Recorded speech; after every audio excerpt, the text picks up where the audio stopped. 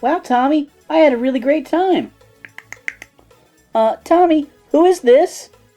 What? You're seeing another Pink Ranger? Oh my gosh, she's so ugly. What? You're ugly. Ah! Dragon Zord! I think Zordon's calling me. See ya! Hey boys and girls, welcome to another super exciting, outrageous toy review. Today, we're taking a look at the Mighty Morphin Power Rangers Legacy Collection Automorphin Pink Ranger. This is a modern reproduction of a figure originally released in 1993.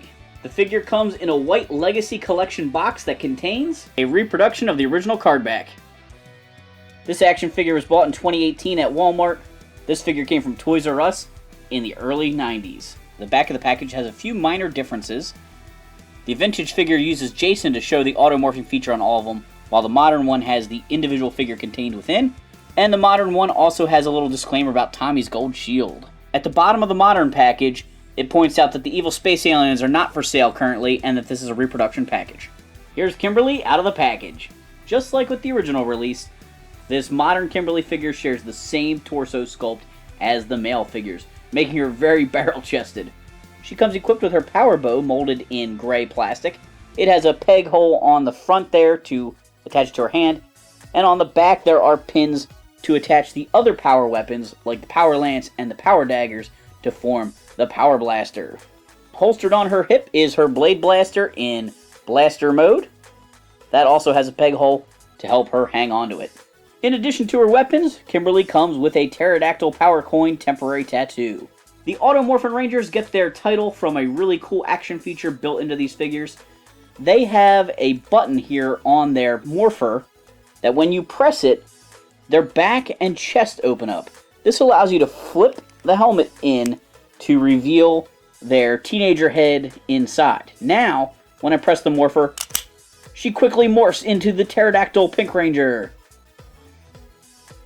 This is a lot of fun. Kids really enjoyed that feature, and they actually carried that feature on for quite a few years in the line. Most recently, we saw it brought back for the 2017 Power Rangers movie toy line. There were some Automorphin Rangers. The Automorphin Rangers have a pivot point at their shoulder as well as a hinge, so they can raise their arm up and spin it all the way around. They have typical hinge joints at their elbows as well as a swivel. A point of articulation we can't seem to get in modern Power Ranger figures. No articulation at the gloves. Obviously, there's this goofy head articulation, but it's not a normal point of articulation. New to the Automorphing Rangers released in 2018, they have articulation on the human head, the non-morphed head. The Ranger head still cannot turn. They have pretty standard hip joints there, and knee joints. Here's the modern release next to the vintage figure. They are almost completely identical. If it wasn't for the fact that my vintage one has a few scrapes and bumps on it, it'd be very difficult to tell them apart. Your two key identifying features are the articulation at the neck point on the unmorphed head, and there are some date stamps on the back here that are different. I didn't really notice it on Tommy or Jason, but I do kind of like the way the eyes were painted on my modern Kimberly better than the vintage one. And it might just be unique to my particular specimens, but just kind of the way the eyes are painted, she looks like she's staring off into the distance on my vintage figure a little bit more. Pterodactyl! When I was a kid, I didn't really own many Power Ranger toys, but my younger cousins had like the complete set.